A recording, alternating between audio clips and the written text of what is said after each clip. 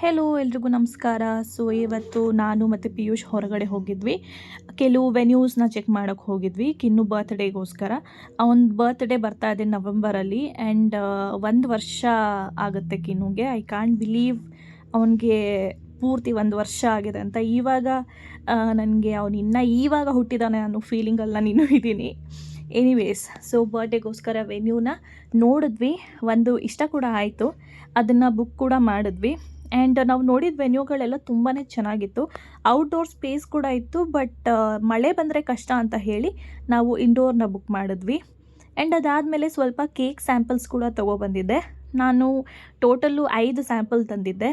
ನನಗೆ ಇಷ್ಟ ಆಗಿದ್ದು ಇಷ್ಟರಲ್ಲಿ choco truffle, but Piyush suggest ಮಾಡಿದ್ರು ಚಾಕ್ಲೇಟ್ ಎಲ್ರಿಗೂ ಇಷ್ಟ ಆಗಲ್ಲ, ಸೊ ಬೇರೆ ಯಾವುದಾದ್ರೂ ಫ್ಲೇವರ್ ನೋಡೋಣ ಅಂತ.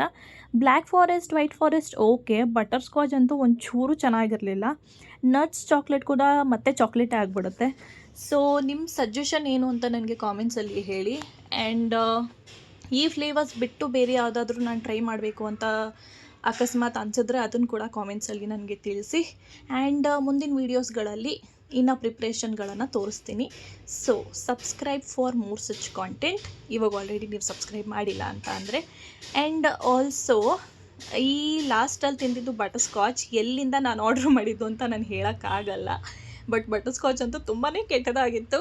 Anyways, see you in my next video and subscribe. Bye.